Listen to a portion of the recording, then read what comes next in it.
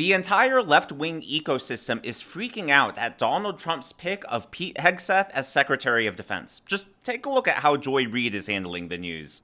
The former and future president is moving quickly to fill the clown car and round out his cabinet before he changes his mind and fires them all. Moments ago, Trump announced that he has selected Fox Weekend morning show host, you can't make this up, Pete Hegseth, to serve as Secretary of Defense, because why not? Just a friendly reminder that the very same people pointing and saying clown car, the very same people pointing and saying unqualified, are the same people who had absolutely no problem with Rachel Levine as Assistant Secretary of HHS, or Joe Biden's pick of them as a nuclear official who, by the way, lest we not forget, is also now a thief. But it wasn't just Joy Reid freaking out. They also had a meltdown over this over at The View. He also picked, you ready? Co-host of Fox and Friends Weekend. Not even like regular. Weekend. Pete Hegseth? Hegseth? Yeah. Okay, Pete Hegseth. And he's picked him to be U.S. Secretary of Defense. Now, MAGA supporters and detractors are trying to figure out, what? Because of this pick. So is this the guy who's qualified to make decisions about the most powerful military in the world, who clearly does not know anything about the military? You know, and also I feel insulted. I'm a morning TV host. Doesn't know anything about the military. That is how the left-wing outlets are promoting this, and as if it doesn't get any worse, the Associated Press wrote a 1,000-word write-up about Pete Hegseth, and in that 1,000 words, they couldn't write a single nice thing about him. You can see just from the title that it was a hit piece. Trump defense choice stuns the Pentagon and raises questions about the Fox News host's experience. Now, the funniest thing about this whole hit piece is that the Associated Press actually took a single Hegseth quote, spun it out of context, and tried to portray it as if it was this terrible, awful thing. According to the AP, the 44-year-old Hegseth, a staunch conservative who embraces Trump's America First policies, has pushed for making the military more lethal. I mean, isn't that what we want? Isn't that what we expect from our armed forces? But, you know, they present it in this piece as if, you know, that's terrible and awful, and he's uniquely unqualified. But before we get into the reasons why Hegseth is actually the perfect pick for defense secretary, I want to show you this tweet from perpetual online troll Harry Sisson. Sisson wrote, Donald Trump just named Pete Hegseth, a Fox News host, as Secretary of Defense. We are so screwed. But similar to Joy Reid, similar to the women over at The View, Sisson left out important context. Yes, Hegseth is a Fox News host, but he is also an Army veteran of Iraq, Afghanistan, and Guantanamo Bay, earning 2 Bronze Stars and a CIB, and on top of that, he's also the former CEO for Concerned Veterans for America. And as if that wasn't impressive enough, Hegseth got his BA from Princeton and his Master's in Public Policy from Harvard. Now, the reason I really like Hegseth for defense secretary is because he walks a really fine line. He's not a war hawk, but he also takes seriously the threats that we face from our foreign adversaries, especially China. Take a look at this. The Pentagon is in the book, the exact amount of years, but in the past X number of years, 10, 12, 15, the Pentagon has a perfect record in all of its war games against China. We lose every time inside the Pentagon war games. We know what our real capability. You see, we didn't even get to this part of the war on warriors. I mean, the military-industrial complex, the way we procure weapon systems. You know, we're always, the way our system works, the way our bureaucratic system works, where the speed of weapons procurement works, we're always a decade behind in fighting the last war. Whereas China, we have, you know, what did Rumsfeld say? You go to the war, the army you have. We have the army. China's building an army specifically dedicated to defeating the United States of America. That is their strategic outset. Take hypersonic missiles. So if our whole power projection platform is aircraft carriers and the ability to project power that way strategically around the globe, and yeah, we have a nuclear triad and all of that, but a big part of it. And if, you know, 15 hypersonic missiles can take out our 10 aircraft carriers in the first 20 minutes of a conflict, what does that look like? Yeah. I mean, and when if they've already got us by the balls economically, which you pointed out very well, with our grid. Culturally, there's plenty of elite capture going on around the globe. I mean, and then microchips and everything. Why do they want Taiwan? They want to corner the market completely on the technological future. We can't even drive our cars without the stuff we need out of China these days.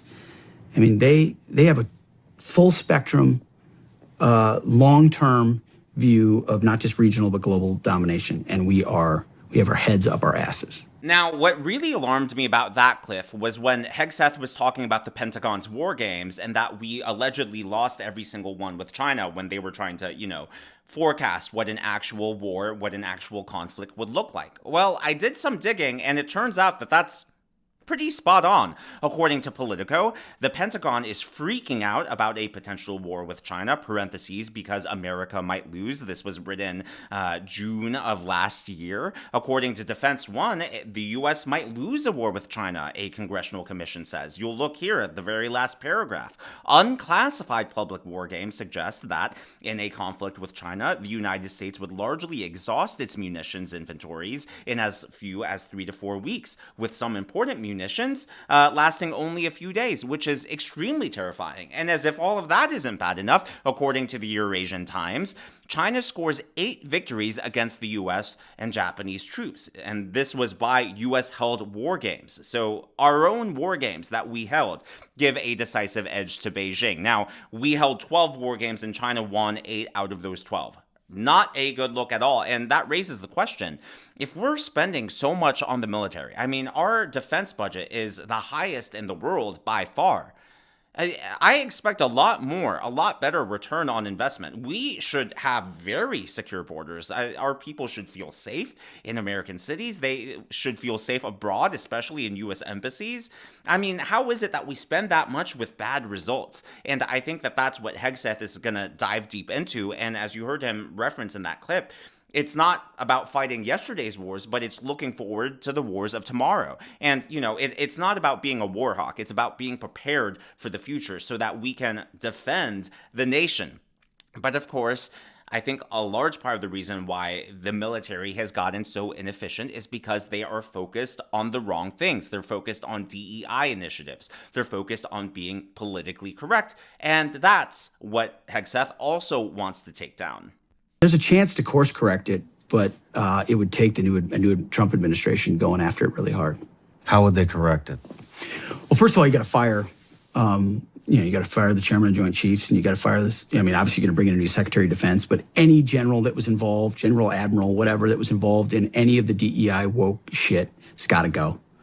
Either you're in for war fighting, and that's it. And that's the only litmus test we care about.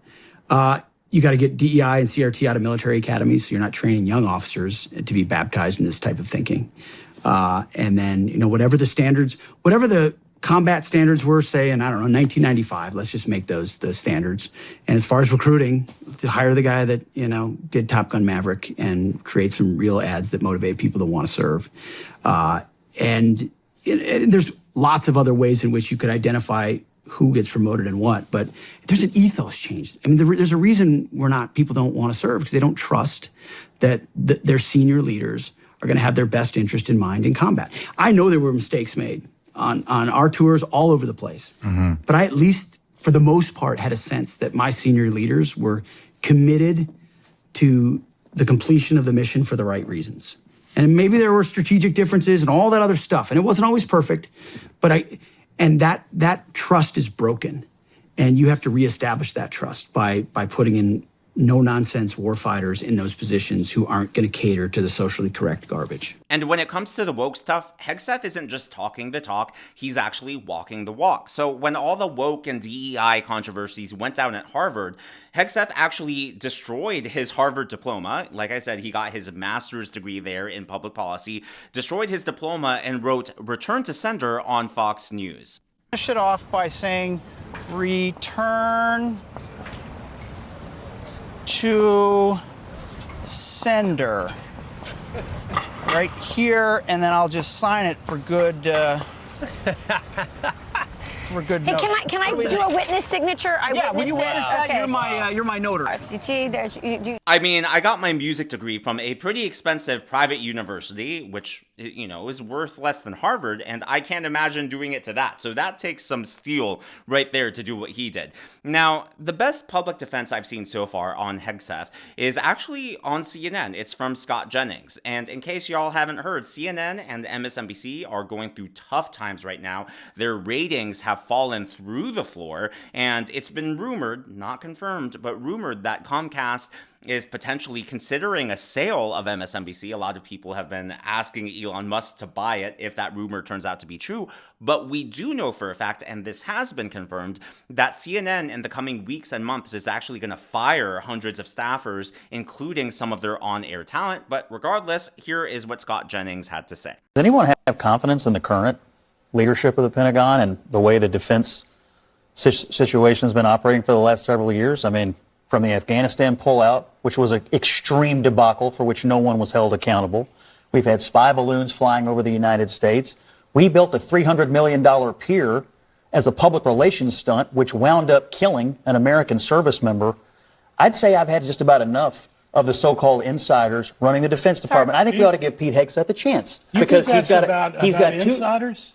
All the criticism of him is that he's not the expected Washington pick. And I'm just saying to you that the American people just voted against the expected Washington pick. So he's got 20 years in service, Afghanistan, Iraq, 2 Bronze Stars, Princeton, Harvard. Yeah, he's on TV, but so are the rest of us. By the way, that list you just gave, I think he ought that to list be that you given just a gave chance. is really interesting because you highlighted a bunch of things that the civilian leadership of the country decided on. In the military, their job was just to execute. They execute. How did it go? I'm just saying. I'm just saying. How did it go? In terms of the decision making, you're assigning decision making responsibility to the military over things that civilians were responsible for. So you make a good point. The civilian leadership made decisions, and then the people they put in charge of the Pentagon carried it out, and it was all pretty much a disaster.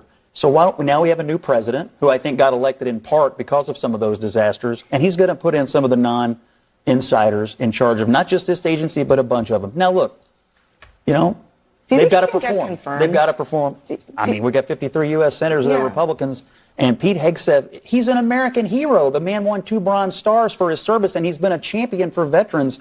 He's going to have to go up there just like everybody else and prove his knowledge of how to do this job. He's not immune from that, but we ought to give this man a chance, in my opinion. Yeah, we definitely should give him a chance. And the media, as I showed you earlier in this video, like Joy Reid, the Women on the View, the Associated Press, they are definitely underselling him. There's 2 types of bias. There's the bias in how they cover someone, but there's also, similar to lying, lies of omission, bias of omission. And they're focusing on the fact that he's on Fox News and not referencing any of the other things that make him qualified for this position. Now, there are 2 more stories I want to get to before the end of the video. Number 1, obviously, Trump is making a triumphant return to Washington, D.C. And one of my favorite clips from this entire process was from today when Donald Trump went to visit Joe Biden at the White House. A ton of the Biden staffers actually came outside to witness the historic moment of Trump's return. We're sitting here, as Caitlin was on, looking at that imagery, and it's really stunning. Those are Biden staffers. They're in the EOB. Some of them are lower level, some of them perhaps a little bit higher. But they're there to watch a history moment being made that nobody standing there wanted. Now, as I've covered on the channel, I think there are a lot of theories and a lot of credible theories that perhaps Joe Biden really does hate Kamala, like Donald Trump said, and that, hey, maybe Joe Biden himself voted for Donald Trump. We don't know. It's just all speculation. But take a look at this photo that was taken. Joe Biden, his wife, the Democrat Party have been claiming that Donald Trump is a threat to democracy. He's a fascist. He's a bully. And yet everyone here looks really happy. And in fact, during the Oval Office meeting this afternoon, Joe Biden seemed more upbeat and chipper than I've seen him in many, many, many months. So that was interesting. Another interesting thing is the body language between Kamala Harris and Jill Biden. This is from yesterday, when Kamala Harris came out, and man, if looks could kill, just look at the body language. Not only do they not shake hands, they just don't seem to acknowledge each other's presence at all, and Joe Biden just looks cold, stone-faced, doesn't even acknowledge that Kamala just came to sit down right next to her. Last but not least, I want to talk about Scott Presler. Now, for those of you familiar, Scott Presler has been largely credited with Trump's success in Pennsylvania. He single-handedly registered tens of thousands of new Republican voters in the state. And, you know, in the history books, I believe Scott Presler will go down as one of those key figures who helped Trump win the election, especially in Pennsylvania. Well, Scott Presler has announced that in the next election, coming up on 2028, he's going to spend the next 4 years working to make New Jersey red. So this right here is the county map. You can see New Jersey went more red, just like the rest of the county in 2024. But that's not enough for Scott Presler. New Jersey was within 5 percentage points. And as I've said before, I think a swing state is actually a swing state before it flips. You don't know. Everyone gets shocked. You know, in 2016, Pennsylvania, Michigan weren't considered swing states. Now we call them swing states, but they weren't until they flipped. And I think New Jersey has put itself on the map as a potential future swing state. But as always, all of this is just my analysis and commentary. This is what's going on in the world of politics from my point of view, and I would love to hear from you. I've heard a lot of your feedback about Trump's cabinet so far, his administration so far. It's mostly positive. A few mixed feelings, specifically about Kristi Noem and Marco Rubio, but on the other choices, I would say from all the comments I've read, it's about 90% positive. So what are your thoughts on Pete Hegseth as defense secretary? Are you thrilled with this pick? Are you surprised? Are you shocked? Are you unsatisfied? Let me know your thoughts in the comments below. If you haven't already, please be sure to give me a thumbs up. I know it's a simple thing to ask for, but it really does help me in the algorithm to reach more viewers like you. My goal is to reach 100,000 subscribers by the end of the year, and to celebrate that, if and when the channel gets to that milestone, I will introduce you to my sleepy, not so sleepy dog. Now, I woke him up, but his tongue was hanging out. I don't know if y'all saw that. As well as my cat, they get into a lot of mischief, and he's actually a lot more active than he seems in the video. I actually have a routine to get him to calm down and take a nap, and I bet he's going to wake up here any moment. So if you want to meet them, and obviously we'll celebrate all of you, and I'll introduce myself some more, because I haven't really shared how I got into YouTubing. So that'll be the celebratory video if and when the channel reaches that threshold. So that was a long-winded way of saying, if any of that appeals to you, please be sure to smash that subscribe button and to check out one of these videos.